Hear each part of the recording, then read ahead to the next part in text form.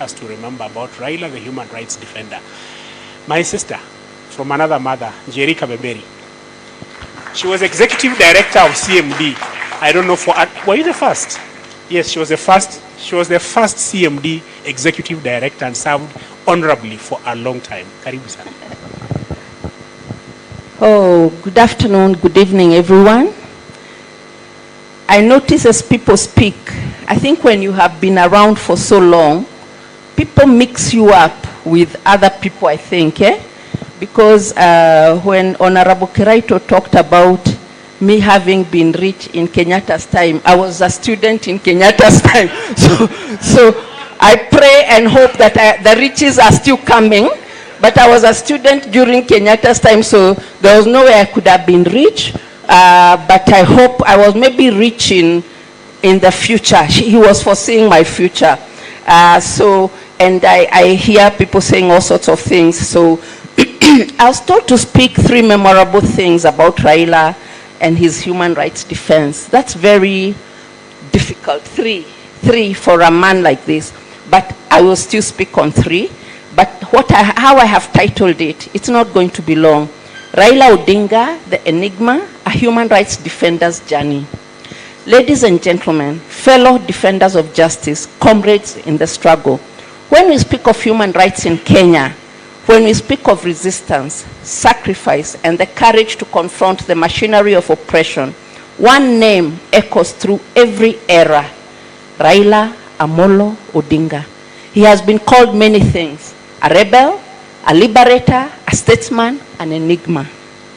But above all, he has been a relentless defender of the dignity and rights of the people. Today we honor a journey carved through fire, through prison walls, through public defiance, through prison walls, through through transformation, generational transformation.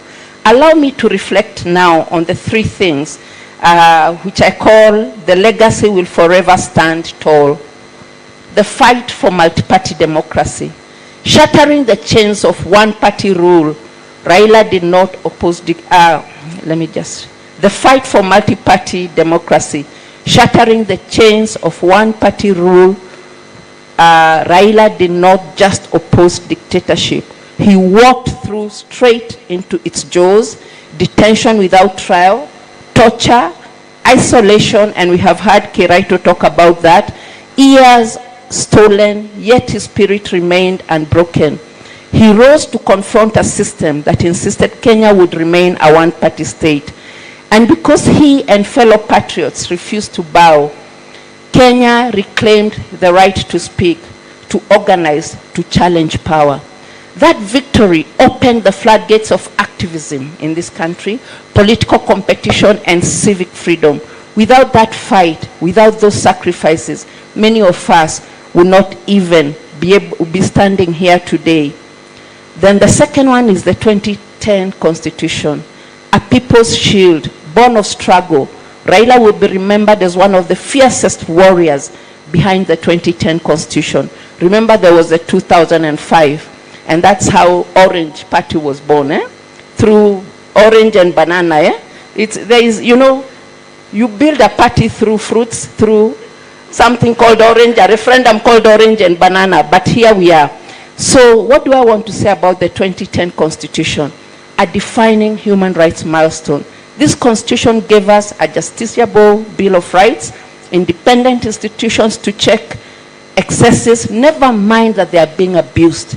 But the Chapter 15 institutions are what we must anchor and hold on to help us check the excesses of our state leaders, whoever they are.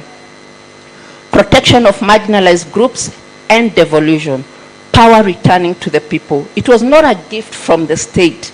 I think a lot of leaders, political leaders, think it's a gift for us to have a constitution or for us to have human rights. It was won through blood, tears, and resilience. And Raila was at the forefront. Today, the Constitution remains our most powerful tool against injustice, the sword and shield of every defender. My number 3 is the fight against electoral injustice. The 2017 election nullification history will not forget this. When Raila contested the 2017 presidential results, it was not merely a personal fight. I know I'm on time, but I'm being chased on time, but I just want to give one very short sentence.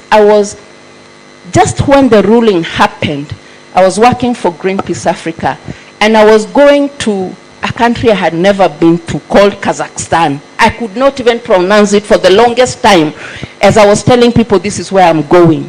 And I was on the flight now, from the connecting flight now to Kazakhstan itself. And somebody sitting next to me asked me which country, oh, hello, how are you? Which country are you from? Those who travel, you know, there are people who like to talk a lot on the plane when you really want to sleep and keep quiet. And I just said, I'm from Kenya. This guy was a BBC journalist. If the plane is moving, he stood up and he said, congratulations, your nation has done something that has never been done. That was because of this win, which I'm just about to talk about, which I'm going to talk about now. The fight for the nullification of the election was not just Raila's fight. It was a fight for the sanctification of the Kenyan vote. Then came the earthquake. The Supreme Court nullified a presidential election. First time ever, not just in Kenya, in Africa. It sent a message across the continent. People's power is not negotiable. Sometimes we forget these little important things. We may not have won because it didn't go for the runoff, but the statement, people's power is not negotiable. You can try to steal it, but never mind how long it takes, we are going to get it back. Elections must reflect the will of the people. Institutions must obey the Constitution. That moment awakened a new consciousness that no injustice is too big to confront. Connecting his journey with ours. So now you've had somebody in a land called Kazakhstan is already congratulating me about a win. I was not even living in Kenya at that time. I was in South Africa. So I hadn't even voted in the 2017 election. But it was taken as if, wow, this is a global win for democracy for Africa. So connecting his journey with ours, and let me say this from my heart, as a human rights defender myself, I not only acknowledge, recognize, and appreciate Raila's sacrifices, I understand them. Because this work, this calling, it's not for the faint-hearted. Those of you who are here know who are human rights defenders.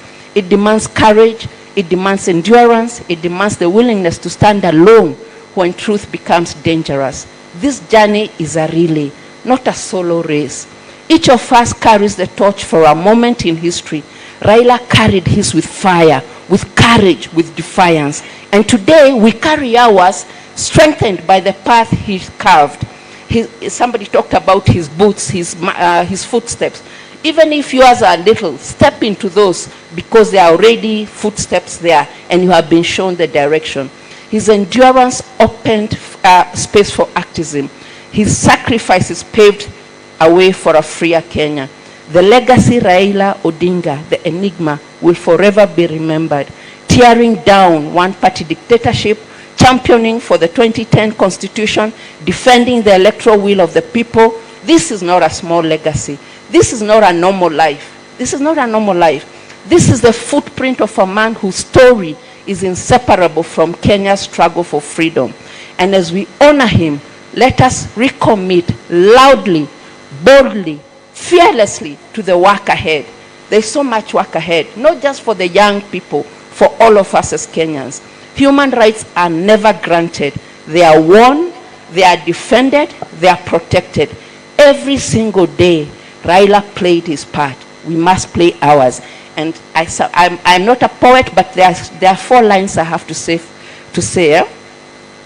For if freedom is fire, then every generation must bring its flame.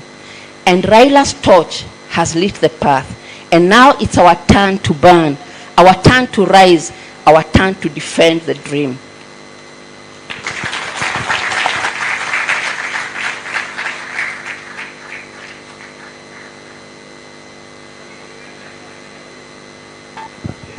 Njeri, I love you too. Just channeling that poetry, and we are getting Professor Gumbe to the stage to be a giant, to do giant things, to take giant steps.